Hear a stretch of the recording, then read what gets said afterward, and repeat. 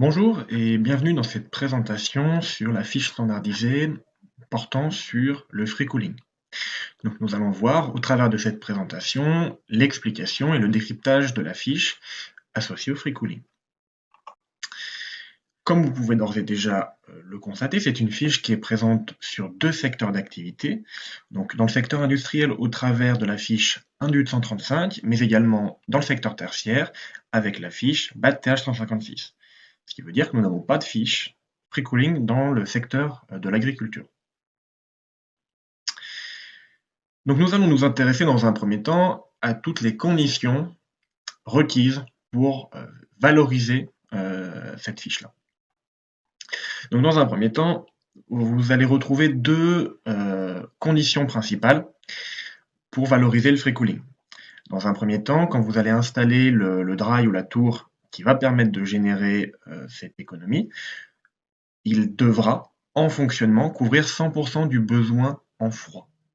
Par exemple, si vous mettez en place un groupe froid de 200 kW, eh bien, votre tour, quand vous êtes en free cooling, devra fournir ces 200 kW. C'est-à-dire que le groupe devra être éteint. Ça, c'est une première condition. La deuxième concerne la température du réseau.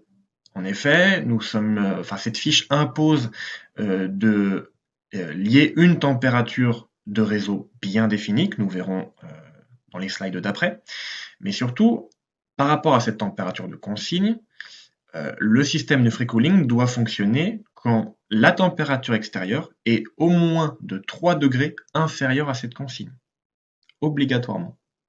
Par exemple, si j'ai un réseau à 15 degrés, le free cooling devra fonctionner dès lors que la température extérieure atteindra les 12 degrés.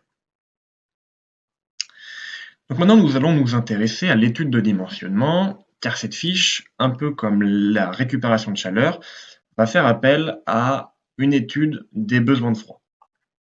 En effet, vous allez retrouver donc le descriptif des installations avant-après travaux. Qu'est-ce que ça veut dire? Si vous remplacez un groupe de production de froid, si vous remplacez une tour, vous devrez inscrire la marque, la référence, les différentes puissances associées en avant-travaux. Du moins ce qu'il y avait avant que nous intervenions. Dans un deuxième temps, la note justificative va faire appel à une petite étude justifiant l'utilisation du froid sur l'année. Donc pour cela, rien de plus simple, il y a des tables qui existent basées sur la RT 2012 qui expriment la température extérieure heure par heure. Donc vous n'avez qu'à fixer en fait la température de consigne, et dès lors que la température extérieure sera de 3 degrés en moins que cette température de consigne, vous ferez fonctionner votre free cooling. Enfin, quand il fonctionne, vous évaluerez vos économies d'énergie en partant du principe que le groupe froid ne fonctionne pas. Évidemment, n'oubliez pas tout le système de pompage associé. Maintenant, on va s'intéresser à la valorisation en kWh Qmac.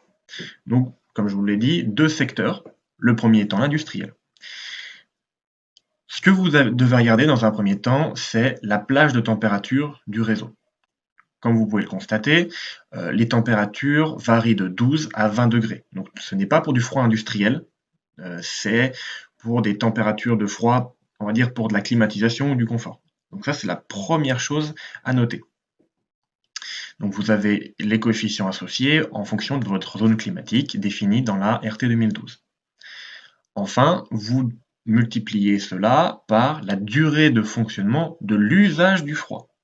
On n'est pas sur un fonctionnement machine, on est sur le fonctionnement du free cooling. Et enfin, vous le multipliez par la puissance électrique du groupe de production de froid. Je vous conseille en revanche de multiplier par la puissance électrique des compresseurs seulement. Enfin, vous retrouvez la même chose dans le secteur tertiaire, mais cette fois avec une température de consigne d'autant moins petite. Nous ne sommes plus à 12 degrés minimum, mais à 15. Les coefficients sont un peu plus petits et vous devrez choisir en plus de cela un secteur soit en data center, soit hors data center.